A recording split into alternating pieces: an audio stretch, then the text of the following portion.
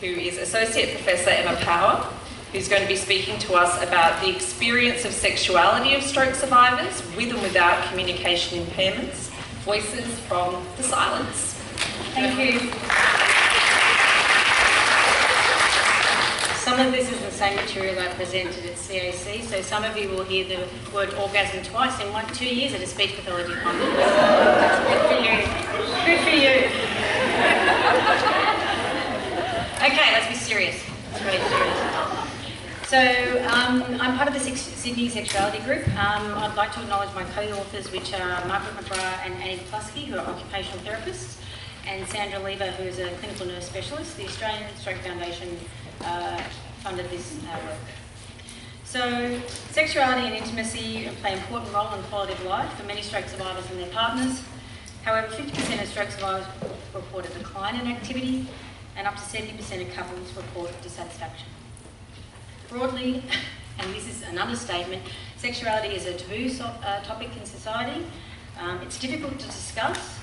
The societal script is built on changing biology, social norms, and an extreme privileging of youth. However, it has been identified by both older men and women as an essential part of a human existence and a good life in old age. Provision of information and counselling about sexuality is recommended in clinical practice guidelines. However, recent audits reveal only less than 20% of stroke survivors receive any information, and health professionals feel poorly prepared to address sexuality. Previous reviews on sexuality have focused heavily on sexual function and often in male survivors. Less attention has been given to the broader aspects of sexuality that might influence post-stroke identities, such as changed self-concept, gender roles, perceived attractiveness, communication, and the role of physical, but importantly also emotional intimacy. Little consideration is given to the possibilities of planning a future family. And this is interesting as there's an increasing incidence of stroke in the 25 to 44-year-olds. Few reviews contain the consumer voice, and little is known about sexuality for people with post-stroke communication impairment. So our larger aim is to create a post-stroke sexuality intervention, but it's dependent on understanding how stroke survivors, including people with communication impairments and their partners, report their experience of sexuality across the research evidence base. So that's what we're doing today. The most appropriate design is a systematic qualitative meta-synthesis to answer this particular question. And our search strategy included studies published prior to March 2018 from a variety of databases with lots of search terms that were based on the WHO definition of sexuality, so it was very broad, not about sexual function.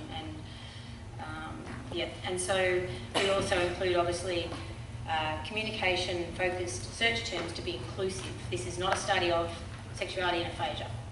This is where I am part of the team to bring communication impairment into the larger stroke population study. Papers were included if they were in English, peer-reviewed original research, and obviously focused on sexuality in adults using qualitative methods.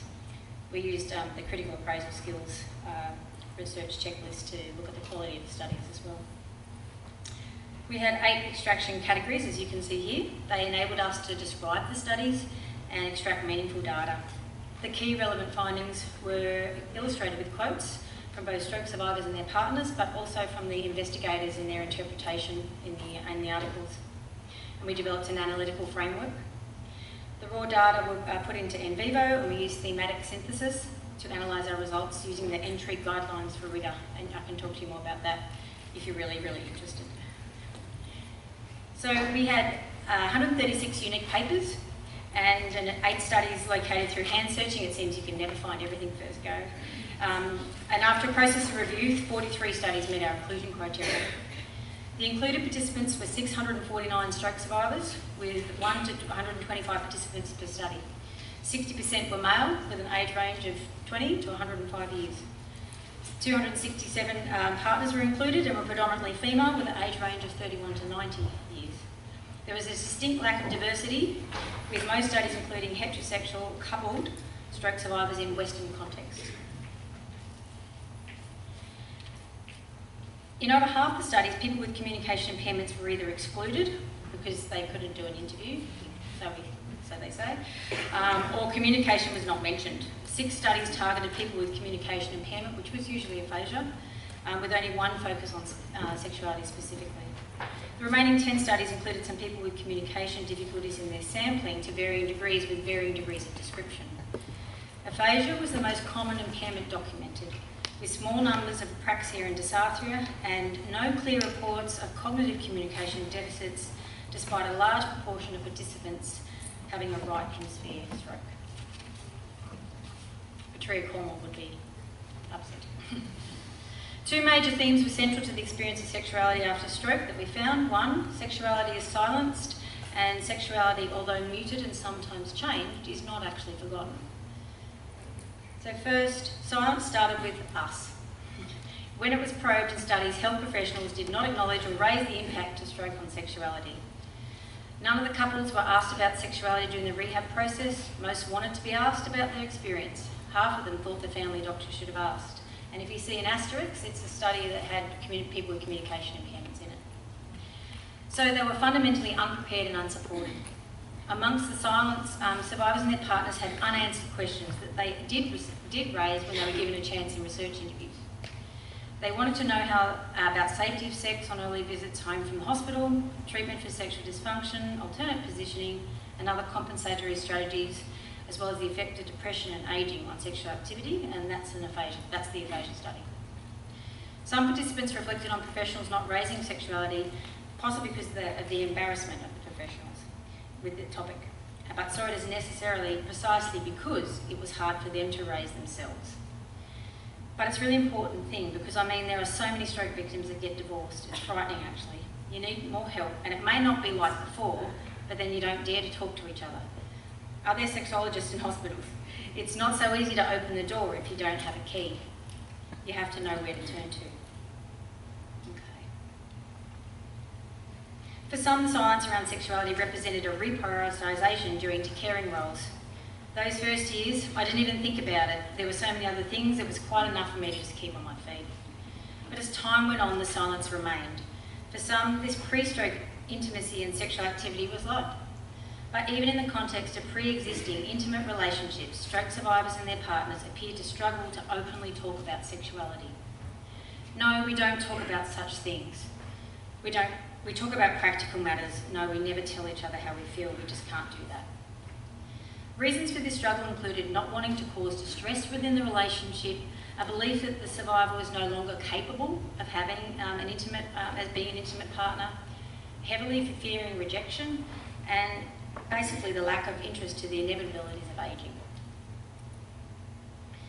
Communication impairments added to the struggle and caused significant loneliness. And this became the silence within the silence. The participants with aphasia reported it was harder to verbally initiate and talk about desire for sex and intimacy, while their spouses reported that the aphasic partner was no longer able to express their feelings or engage in sexually intimate conversation. One woman's response to her intimate relationship with her husband was, "There's nothing left. But it doesn't matter to me now, I've come to terms with it. I don't know how he feels, I've tried to ask him, but he doesn't say anything." And when these negative experiences took over, the sexual relationship often ended in silence, with an end to sexual intimacy seen as inevitable, as a natural consequence of stroke. The nature of these responses was of a resigned loss that left a void. And holding back tears, one woman said it was really tough, but emotionally I think I reconciled myself to it. But I've rejected sexuality and those things now. And the emotional side, as far as a couple, has gone. No touching, no sex, no nothing. That all went. So most spouses thought improved communication skills would actually help sexuality, but not being able to talk with health professionals and their partners meant that spouses were left to process this change by themselves. So even if the change was something that they probably wanted, they still had to go through it alone. The second theme refers to the way in which stroke survivors and partners experience altered sexuality and responded to the changes. For some participants, sexuality was still important to them. Stroke doesn't change the essence of who I am or what I want, it just changed what I can do, but it doesn't change what I want. However, it was challenging because physical, cognitive and communication impairments, as well as fatigue, changed the roles in the relationship which affected sexuality, particularly when you're moving from being an intimate partner to a carer. A male stroke survivor's wife put it this way, and it was mostly a female phenomenon. "I became like a mum to him. I was helping him with everything. And there was also a changed relationship with stroke survivors' body, generating high levels of anxiety as they struggled to deal with their partner's response, and often resulted in avoidance of sexual activity together. That the sense of others wouldn't even want to date someone. So I thought he didn't want to have intercourse due to the asymmetric view of my face, my dependence on my crutch and my appearance. And why should a lady want to go out with me if you can go out with someone who does not have a disability? Even when sexual activity changed, there was acknowledgement that sexual activity after stroke could be satisfying though. His tiredness affects his sexual ability, but he and his wife have found ways to have a functional sexual life. There's that word functional. It's everywhere. Sexual activity was reported to be less spontaneous. There's no spontaneity anymore. Every step has to be planned. And returning to sexual activity was a milestone for many participants. Stroke survivors were often relieved to find that their sexual response doesn't seem to be affected. For people with aphasia, Lamu and Allen succinctly outlined their issues into the changes. There was reduced frequency of intercourse for all couples. Genital touching, caressing, hugging and kissing increased for some in response to that. Emotional lability interfered with sexual activity.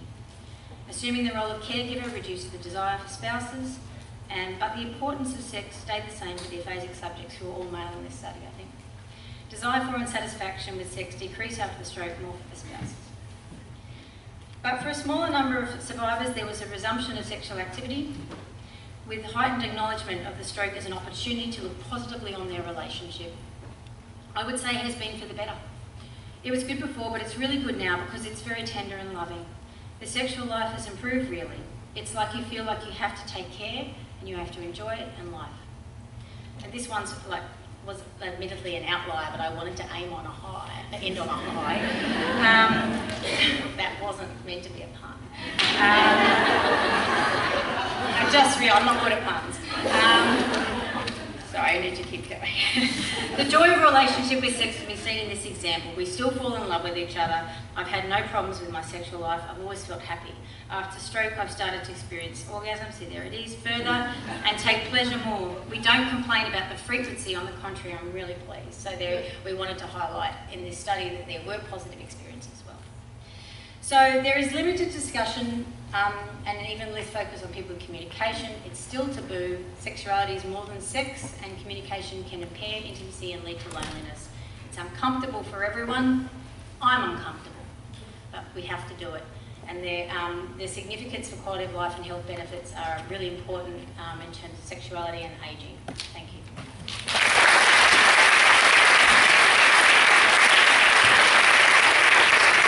Thank you, Emma. Are there questions for Emma?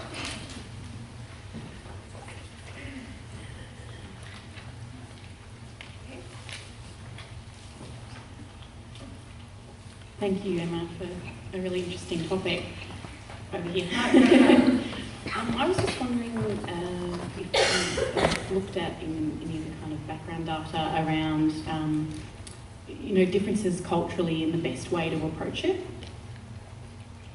No. Thanks. There was very limited cultural diversity in the literature, and I have to, our caveat is we looked at studies in English.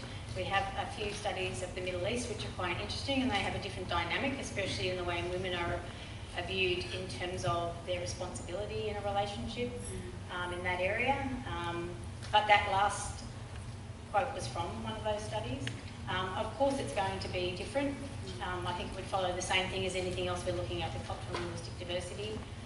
But not only that, different sexualities and people with different pre-existing disabilities as well.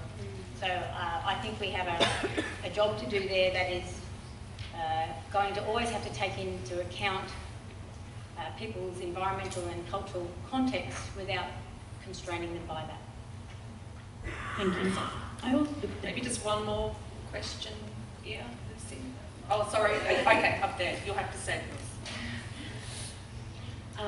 Thanks for that talk, so interesting. I know you said that you're uncomfortable as well as everyone is. Yep. Do you have any advice or recommendations of what our role is in this and how we can work it into our goal setting and broaching it with our clients? Especially not just couples, but whether we should approach it with... Well, like, single it's people as well. problematic. I mean, what do we say to people who've had a stroke who don't have a partner?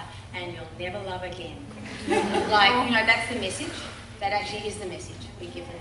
And so I suppose my feeling is that it's like a stepped care approach. We need to provide a small amount of information, even in the Stroke Foundation sheet, and then probe a bit further. And if someone brings up something, we run with that. And you know, so it might be that, I mean, my basic approach was, do you have someone that, can you tell someone in the inpatient setting that you love them, if that's what you do? How many people have that as their goal? I used to have it as a text goal. Can you text someone each day to say, I love you, to try and keep that emotional connection? And I suppose it's about saying, how are you managing to have, you know, keep your relationship going? So I work on the relationship, but how do you feel about meeting new people? You know, are you concentrating on meeting friends at the moment, or are you interested in meeting, you know, more romantic partners? What do you think is going to help or not help that? Like, I suppose it's like we've drawn a line and said it's different to everything else we do, but isn't it just the same? It's just the same things. We're just entering a territory that is a little bit more uncomfortable. But so is dying, and so is lots of other things as well, and we're getting more comfortable with that. We weren't comfortable with move a few years ago, and we're not perfectly comfortable now, but we've moved forward in that too. So as we develop this intervention, I'll be able to provide stuff that's a bit more concrete for you, and scripts and ways for people to enter into the conversation that is accessible and not going to turn people off. One person said to me, I asked once and then someone was really like defensive. I said, so you never asked again. That was your one chance. You know, and we don't do that for anything else we do. So we're going to have to come back. She's saying shut up. Yeah, sorry. No, really interesting. Because the next speaker is really important. Very interesting topic, and you can catch Emma afterwards. So our next presenter